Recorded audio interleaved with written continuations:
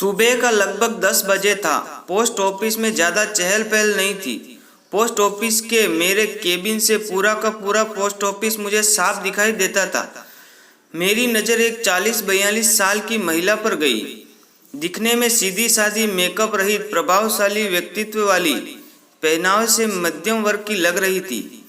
जिस तरीके से वह ऑफिस के कर्मचारियों से बात कर रही थी, उसके स्वभाव की नम्रता साफ झलक रही थी। थोड़ी देर बाद मैंने देखा वो बेचैन सी बेंच पर बैठी थी।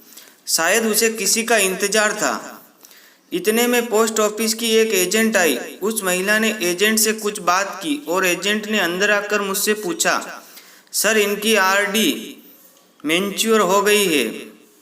लगभग 9,000 की रकम है, लेकिन शर्मा जी कह रहे हैं कि अभी कैश नहीं है। 11 बजे बैंक खुलने पर ही पेमेंट हो सकेगा। सर, मैंने पार्टी को बताया था कि मैं उनका पेमेंट जल्द ही करवा दूंगी। क्या कहीं से कैश का बंदोबस्त हो सकता है? हालांकि इतनी रकम तो पोस्ट ऑफिस में रहती है, लेकिन पहले दिन बैंक की छुट्टी होने से आज कैश नहीं है। मैंने शर्मा जी को बुलाकर उनसे बात की और लेकिन उन्होंने कैश उपलब्ध न होने की बात ही दोहरा दी। एजेंट ने उस महिला को 11:30 बजे तक इंतजार करने को कहा। मैं अपने काम में व्यस्त हो गया, ताकि बैंक खुलने के बाद कैश लाने में अभी आधे घंटा तो लगता ही है। थोड़ी देर बाद मैंने देखा कि एजेंट तो जा चुकी थी और वो महिला बड़ी बेसब्री से कैश लाने वाली लड़के का इंतजार कर रही थी। 11:35 को वो महिला लगभग रुआसी होकर मेरे केबिन में आकर कहने लगी, सर, मेरी बुजुर्ग सास जो कि 85 साल की है, उसके खाने का समय हो रहा है। मुझे उन्हें समय पर खाना खिलाना है। केस आने में और कितना समय लगेगा? अब लड़का आता ही होगा। उसे देखकर सहज ही अनुमान लगाया जा सकता था कि उसके लिए एक एक मिनट बहुत ही महत्वपूर्ण था। मैंने किसी बहू को, सास को वक्त पर खाना खिलाने के लिए इतना व्यग्र होते पहली बार देखा था। मेरा काम करने से मन ही नहीं लग रहा था। पूरा ध्यान उस महिला पर ही केंद्रित था। उसकी बेचैनी मुझसे देखी नहीं जा रही थी। सच बताऊं, यदि वो उस वक्त मेरे पास पैसे होते तो मैं खुद उसे पैसे देकर वक्त पर रवाना कर देता।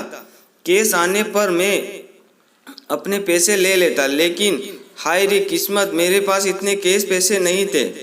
मैंने उसे बुलाकर कहा, आप यहाँ पर हस्ताक्षर कर दीजिए, ताकि केस आने पर आपका उतना वक्त बच जाएगा। उसने हस्ताक्षर कर दिए और बेंच पर जाकर बैठ गई। 11:45 हो गए, लेकिन लड़का नहीं आया। अब उसका धैर्य जवाब देने लगा। वो मेरे पास आकर कहने लगी, सर, मैं अब और इंतजार नहीं कर सकती। मेरा घर भी दूर है, खाना बनाना है, वक्त पर टाइम लगता है। मैं कल आकर कैश ले जाऊंगी। लेकिन आपने फ़ोन पर हस्ताक्षर कर दिए हैं, इसका मतलब आपको कैश मिल गई है। अतः कैश तो आपको अभी ही लेकर जानी होगी। अब तो कुछ ज़्यादा ही परेशान होगी। 11:55 को वो फिर मेरे पास आई। माफ़ कीजिएगा, मैं और इंतज़ार नहीं कर सकती।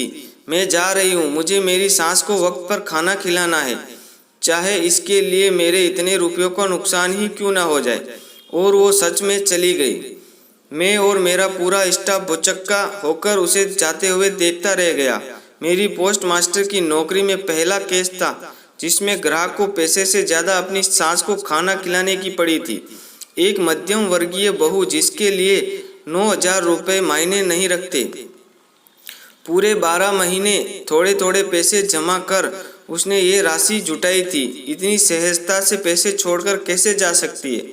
हम सभी को यह बात हजम ही नहीं हो रही थी। आजकल ही नहीं तो प्राचीन काल से ही सास बहू के रिश्ता एक ऐसा रिश्ता कहलाता है जिसे जैसे न चाहते हुए दोनों ही निभाती आई हैं। आए दिन हम सास बहू के अनबन के किस्से पढ़ते सुनते रहते हैं। थोड़े दिन पहले ही मैंने न्यूज़ में एक वीडियो देखा था जिसमें एक बहू अपनी बीमार और बुजुर्ग सास को पति की गैर मौजूदगी में खूब मारती है। ऐसे में मुझे अपने कानों और आंखों पर विश्वास ही नहीं हो रहा था कि कोई बहू ऐसी भी हो सकती है जो सिर्फ सास को वक्त पर खाना खिलाने के लिए। मैं ये सब सोच ही रहा था कि उतने में वह महिला और केस और लाने वाला लड़का दोनों एक साथ प्रवेश किया। हुआ यह कि जैसे ही वो महिला बाहर गई वैसे ही उस लड़के को आते हुए देख लिया। हमने जल्द से उसे केस देकर रवाना किया। मुझे और मेरे पूरे स्टाफ को ऐसा लग रहा था कि जैसे हमने उस महिला को केस सौंपकर बड़ा ही अच्छा काम किया हो। अभी भी जब भी वो घटना याद आती है तब आंखों देखी घटना होने के बावजूद भी विश्वास कर पाना कठिन होता है। क्या ऐसी भी कोई बहू हो सकती है?